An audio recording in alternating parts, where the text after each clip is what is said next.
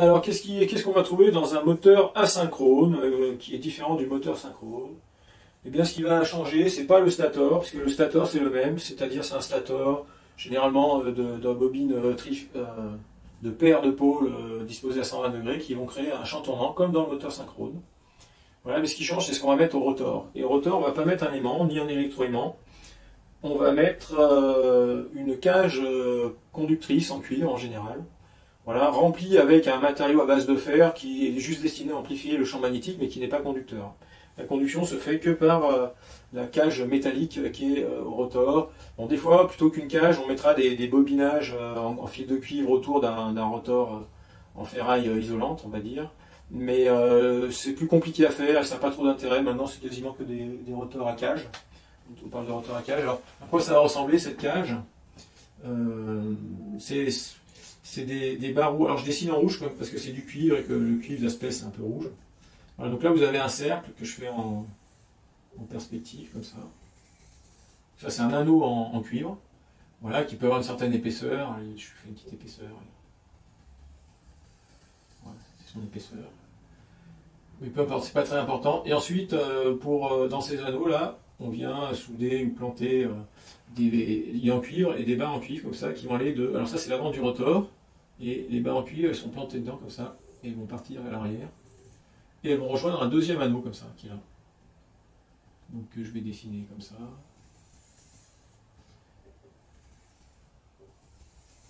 Voilà. Je ne fais pas la partie arrière parce que ça va. Voilà. C'est le même qui est renfermé. Ici, donc ce cylindre, ça définit un peu un cylindre. Donc ça va être l'axe du rotor, l'axe de rotation. Voilà, comme ça. Et puis ensuite, on en met assez fréquemment. On met un autre barreau comme ça qui traverse et qui va se planter dans l'autre ici. Dans l'autre anneau en cuivre, etc. On peut lui faire l'épaisseur, lui aussi, voilà. Voilà. Et comme ça, on en met plein. Bon, je sais pas, je les dessine rapidement. Voilà. Et il y en a sur tout le tour, comme ça.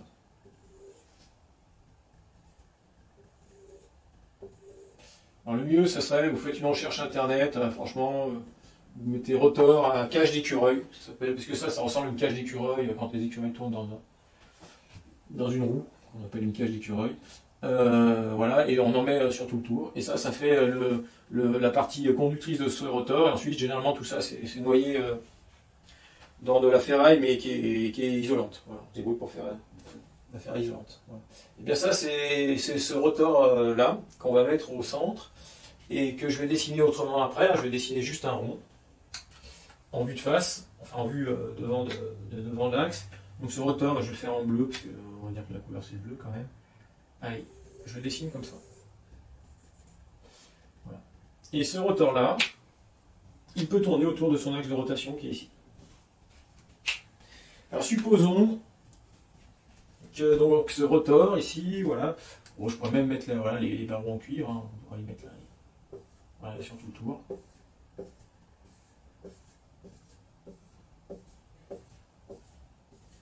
Voilà, qui vont de devant à derrière. Voilà. Et ensuite, on va supposer qu'il y a un champ tournant qui est dans ce rotor. Bon, je le dessine comme ça, mais en fait, je vais dessiner comme ça. Voilà. Et ce champ est fait par les bobines stator qui sont autour que je ne dessine pas. Voilà. Alors, on va prendre un premier cas. Supposons que le champ magnétique ne tourne pas, il soit fixe, et que le rotor soit fixe. Okay. Eh bien, la cage d'écureuil, ou le rotor qui est ici, ne voit pas de champ magnétique variable. S'il ne voit pas de champ magnétique variable, il n'y aura pas de phénomène d'induction dans la cage, donc pas de courant dans la cage. Voilà, donc la cage ne pourra pas se comporter comme un aimant, et donc il n'y aura pas de couple. Voilà, ça c'est le premier. Il n'y aura pas de couple qui s'exercera sur ce rotor. Voilà. Si jamais maintenant on fait tourner le rotor, mais on fait tourner le champ magnétique à la même vitesse, les deux tournent à la même vitesse, tout va en même temps, et bien en fait, une petite fourmi qui habiterait sur le rotor, elle a l'impression d'être soumise à un champ magnétique qui est fixe. Hein, puisqu'en fait, il n'y a pas de vitesse relative entre le rotor et le champ tournant.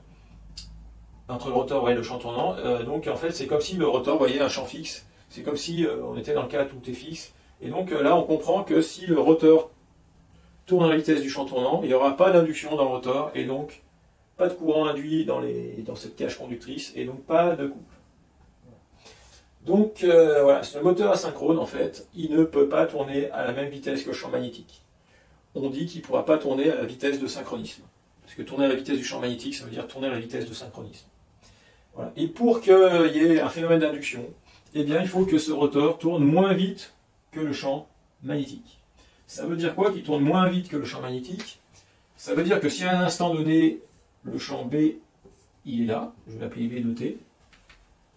Ça, c'est le rotor. Bon, on va dire qu'il peut tourner, mais on va dire qu'on a la petite fourmi qui habite sur le rotor. On tourne en même temps que le rotor, comme voilà. Et donc, quelqu'un qui habite sur le rotor, qu'est-ce qu'il voit? Il voit un rotor fixe, et il voit un champ magnétique. Comme il tourne un peu plus vite, le champ magnétique, ben, s'il est là à un instant donné, l'instant d'après, il va tourner un petit peu, il va être par là. Alors, on va supposer que l'instant d'après, le champ magnétique a tourné un petit peu, et il est comme ça. Et ça sera le B de T plus dt. Voilà, donc là, le bout de la flèche a parcouru un petit arc de cercle. Voilà. Et donc, qu'est-ce que je vais faire? Je crois que je vais reprendre le bleu, j'ai fait le bleu. Eh bien, entre T et T plus dt, le dB, il est comme ça. Donc ça, c'est le vecteur dB. C'est celui qui fait la jointure entre B de T et B de T plus dt. Et donc, le dB sur dt, c'est ce dB divisé par le petit intervalle de temps qu'il a fallu pour passer de ce champ-là à ce champ-là. Ben, ça va être un vecteur qui est ici et qui va être collinaire. On va le mettre ici parce que tout ça, c'est ce qui concerne le centre du rotor, ou on va dire la zone centrale. Et le dB sur dt, donc c'est un vecteur qui sera dirigé comme ça vers le haut.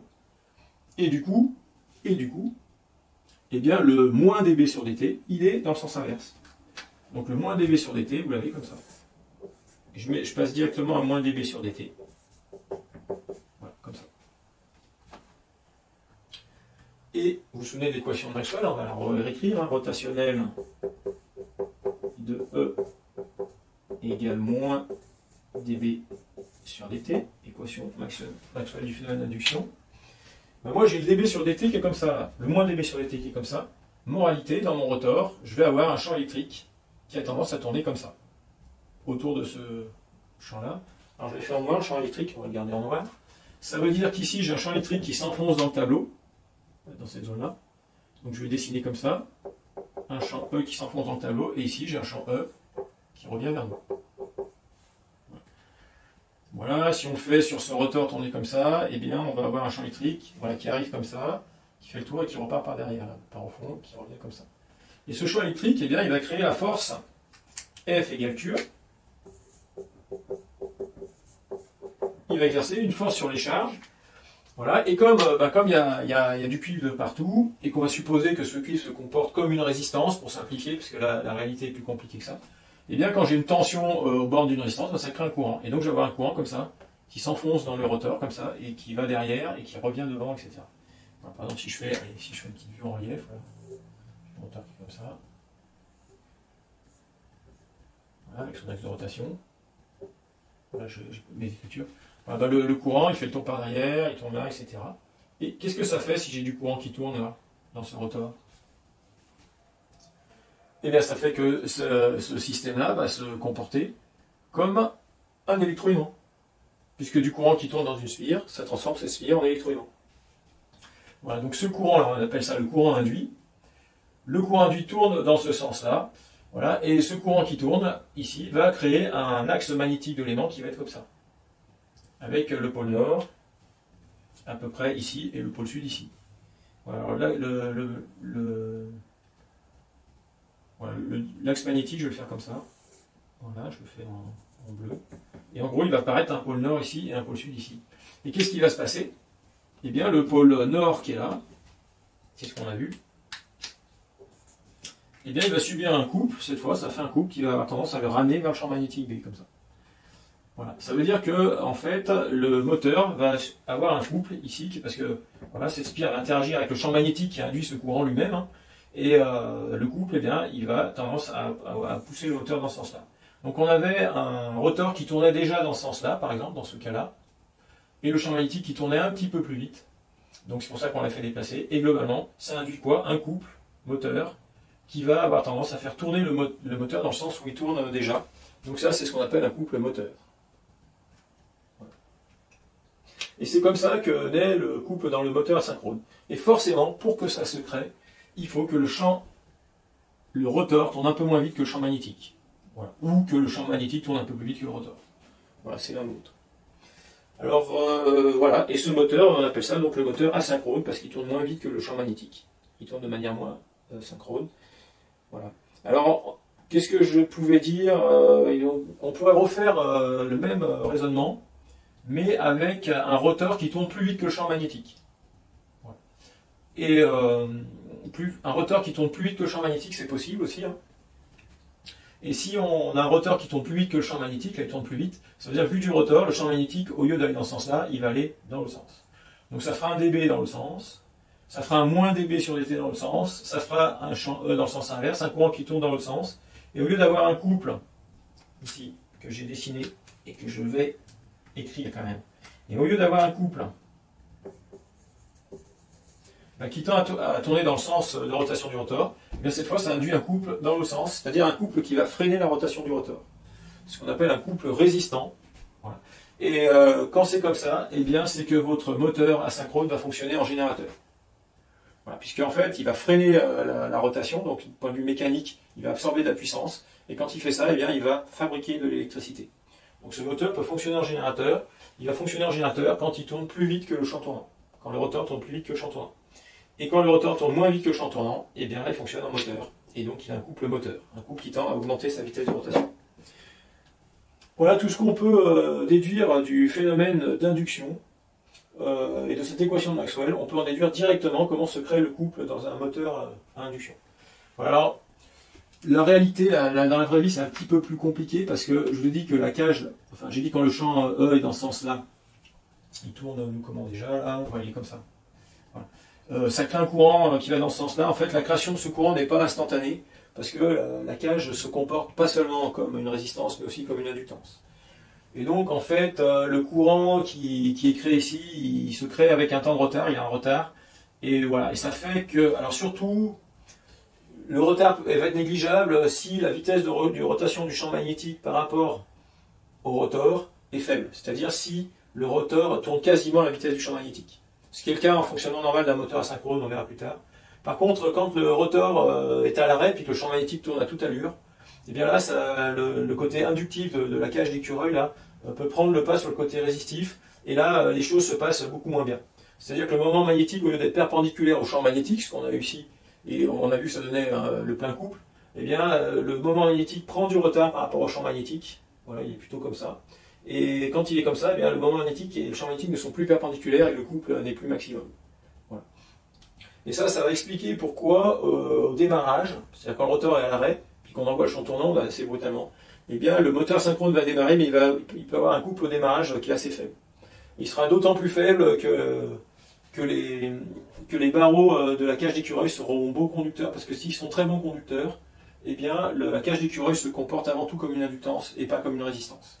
Alors pour que ça marche bien, il faut que, pour que le moment magnétique soit perpendiculaire au champ magnétique, il faut vraiment plutôt que la cage d'écureuil se comporte comme une résistance. Voilà. Bon voilà, c'est un peu, voilà, quand on fait ça, on commence à scinder pas mal le moteur asynchrone. On commence à comprendre aussi que si on veut un moteur asynchrone qui démarre bien, eh bien il faut mettre des barreaux ici qui ont pas mal de résistance électrique. À la limite, on ne les fait pas en cuivre dans ce cas-là. Mais si on met des barreaux qui ont une forte résistance électrique, eh bien, le courant qu'on va induire dedans va créer beaucoup d'échauffement ici. Et le moteur aura un mauvais rendement. Voilà. Donc quand on fait ça, en fait, on obtient des moteurs asynchrones qui ont des bons couples de démarrage, qui démarrent bien, mais qui ont des mauvais rendements. Voilà. Et par contre, si on veut faire des moteurs asynchrones qui ont des très bons rendements, ici on essaye de mettre des barres en cuivre assez grosses, très conductrices. Voilà. Et le problème, c'est qu'au démarrage, la cage va se comporter beaucoup trop comme une inductance. Et le moment magnétique ou l'axe magnétique du rotor sera quasiment, très en retard. Et dans ce cas-là, le couple au démarrage sera quasi nul. Voilà. C'est des moteurs qui vont avoir des couples au démarrage très très faibles et qui ne pourront pas bien démarrer dans certaines situations. Par contre, dès que le rotor va avoir démarré, le champ magnétique va tourner lentement par rapport au rotor. La fréquence des sinusoïdes vus par la cage va devenir beaucoup plus faible et la cage va finir par se conduire comme une assez bonne résistance. Et là, on va retrouver un moment magnétique très perpendiculaire au champ magnétique. Voilà, je ne sais pas si vous avez... C'est beaucoup de subtilité en fait dans ce moteur. Voilà. Voilà, vous pouvez retenir, si vous voulez retenir une chose, c'est que en gros, il faut que le rotor tourne plus vite, moins vite que le champ magnétique, parce que sinon il n'y a pas de courant induit. Voilà. Et quand il tourne moins vite, le moteur a un comportement moteur, c'est-à-dire qu'il y a un couple moteur. Et si le rotor est entraîné en survitesse par rapport au champ tournant, eh bien ce moteur se comporte comme un générateur. Voilà. J'ai encore quelques petits trucs à dire, mais je vais effacer le tableau. Voilà, peut-être.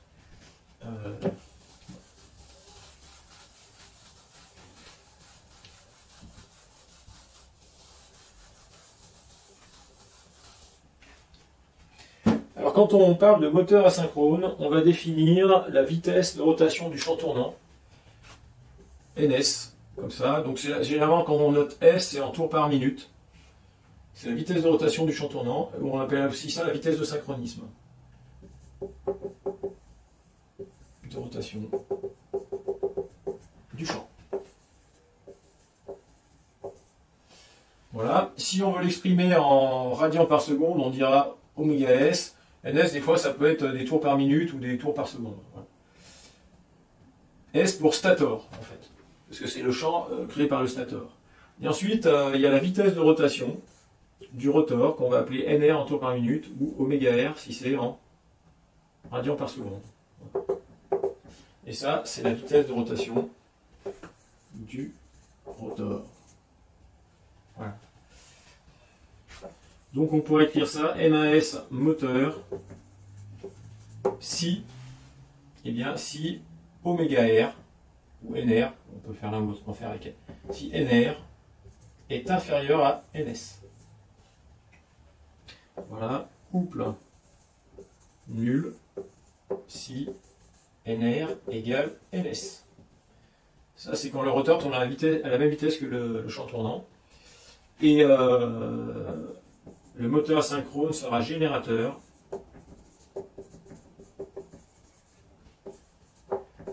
si NR supérieur à NS.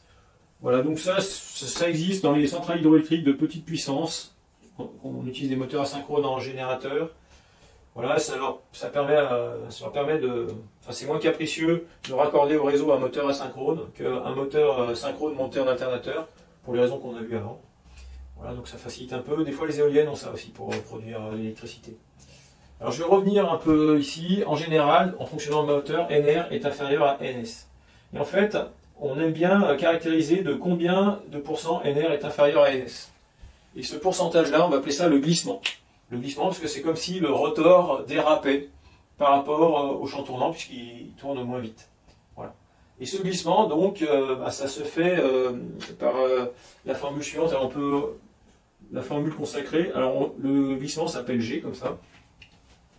Et ce glissement, ça vaut NR, NS moins NR sur NS. NS, pardon. NS est le plus grand, on fait la différence, on divise par NR, et on divise par NS. Voilà. Et ça, ça s'exprime en pourcent, et c'est le pourcentage de perte de vitesse, enfin d'écart qu'il y a entre la vitesse NR et NS. Voilà. Ramené à la valeur de NS. Donc, typiquement, je ne sais pas, si vous avez un glissement de 10%, eh bien ça veut dire que le rotor tourne 10% moins vite que le stator, le champ statorique. Pardon. Donc si le champ statorique tourne à 1000 tours minute, eh bien ça veut dire que NR tourne seulement à 900 tours minute, 10% de moins. Voilà, typiquement. Voilà, alors le glissement, comment dire, le glissement dans les fonctionnements classiques de moteur, eh bien G c'est de l'ordre de 5 à 6%. À peu près. Voilà. Ce sont des glissements faibles. Alors, voilà, il peut y avoir la vitesse de rotation, ça veut dire quoi? C'est que la vitesse de rotation du rotor est quand même très proche de la vitesse de synchronisme dans les moteurs asynchrones. Et ensuite, je ne sais pas si on a le temps de le voir, mais on montre que plus le rotor dérape par rapport au champ tournant, moins le rendement du moteur sera bon. Voilà. Par exemple, si vous avez un moteur asynchrone déjà qui a un glissement de 10%, eh bien, il y aura nécessairement 10% de perte dedans, et son rendement ne pourra pas excéder 90%. Par contre, si j'ai un moteur asynchrone qui a seulement 5% de glissement, eh bien, son rendement pourra monter, en théorie, jusqu'à 95%. voilà, mais pas au-delà. Voilà, donc en gros, si on veut des moteurs à bon rendement, eh bien on s'arrange pour avoir un glissement faible, et le glissement faible, eh bien on l'obtient justement quand la cage d'écureuil a une faible résistance. Et donc quand on a ces moteurs à faible glissement, eh bien on obtient des moteurs qui ont un faible couple au démarrage, mais qui ont un bon rendement une fois qu'ils ont démarré. Voilà. Et si on fait par contre, si on met une cage d'écureuil qui a plus de résistance, le moteur va mieux démarrer, mais le glissement sera plus faible, plus grand, et la vitesse de rotation plus faible, et le rendement du moteur sera moins bon. Voilà. Donc il y a des compromis à trouver avec ces moteurs. Voilà, sachez qu'en général, un moteur asynchrone, c'est plutôt les glissements, c'est plutôt de cet ordre-là. Et on les utilise dans des cas où il n'y a pas trop de couple important à fournir au démarrage, qui puisse démarrer tranquillement, même si le couple au démarrage est faible. Voilà. Si jamais on a besoin d'un fort couple au démarrage, eh bien, la technique, c'est d'alimenter votre moteur asynchrone avec un variateur de fréquence. Au lieu de mettre un champ tournant qui tourne à toute vitesse, et qui va faire que la cage d'écureuil sera très inductive, eh bien, on met un variateur de fréquence qui va être capable de créer un champ tournant qui tourne très lentement au départ, et donc pour qu'il y ait un bon couple au démarrage. Voilà. Et donc, quand on a un variateur de vitesse associé à un moteur asynchrone, en général, on cumule les avantages, on a un bon rendement, et on a un bon couple de démarrage. On a tout à la fois. Voilà. Mais il faut rajouter le prix d'une électronique en plus, qui aura elle aussi son propre rendement, mais qui sera très bon, puisqu'elle est avec des transistors qui commutent. Et aussi, quand on met un variateur électronique sur un moteur asynchrone, eh bien, on est capable de faire varier sa vitesse dans des très grandes proportions. Voilà. On est capable de le faire varier de 0 tours minute à, je sais pas, 10 tours minute. On peut le faire tourner très lentement, puis à 1000-1500 tours minute, jusqu'à sa vitesse de rotation maxi.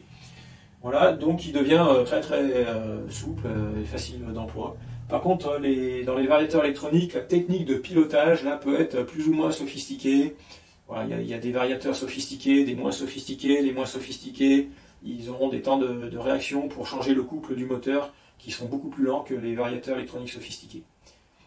Voilà, donc vous entendrez peut-être parler, il y a des variateurs qui ont une bête commande en U sur F, et d'autres qui ont une commande à contrôle vectoriel de flux. Voilà. Et là, c'est beaucoup plus sophistiqué. Voilà. Mais bon. Voilà. Alors, ce que j'ai oublié de dire, quand même, ce moteur a quand même gros avantage, mais je l'avais dit en introduction par rapport au moteur synchrone, c'est celui-là, si vous le câblez sur le réseau 50 Hz triphasé, là, qui crée un champ tournant qui tourne à 50 tours par seconde, donc ça fait 3000 tours par minute, hein, ça tourne vite, eh bien ce moteur a le bon goût de démarrer tout seul quand même, s'il n'y a pas un couple résistant trop fort à la mise sous tension. Voilà. Typiquement, si c'est pour un ventilateur, il n'y a aucun problème, parce qu'il n'y a pas de couple résistant à vitesse nulle sur un ventilateur. Voilà. Par contre, si ce moteur est là pour soulever une charge lourde, une cabine d'ascenseur, moi je sais pas, ou une charge dans une grue, là par contre, si la charge est lourde, même à petite vitesse, hein, il faut tenir le poids qui est au bout du câble, et là il faut avoir du couple moteur même à petite vitesse, donc là le moteur risque de ne pas démarrer. Ou alors il faut qu'il ait été conçu avec une cage d'écureuil relativement résistante, avec beaucoup de résistance, je veux dire, pour avoir un bon couple de démarrage, mais le rendement du moteur sera pas bon. Et voilà, et donc on perdra un peu d'énergie. Bon, dans une grue, un ascenseur, c'est peut-être pas trop critique. Et voilà, et maintenant, de toute façon, en général, ça n'existe plus trop ces compromis, puisque maintenant, très facilement, et pour pas trop cher, on arrive à mettre des variateurs de fréquence électronique pour contrôler, pour faire varier la vitesse de ces moteurs, et les faire démarrer et qui deviennent très souples. Voilà, donc là, vous commencez à savoir pas mal de choses sur le moteur asynchrone. Maintenant, si on veut être plus précis sur ce moteur asynchrone, il va falloir l'étudier à travers ce qu'on appelle un schéma monophasé équivalent. Je pourrais aussi vous parler des courbes effort-vitesse. Alors je ne sais pas dans quel ordre le faire, normalement, ouais, c'est prévu de commencer par le schéma monophasé équivalent. Voilà. Et bien on va faire ça.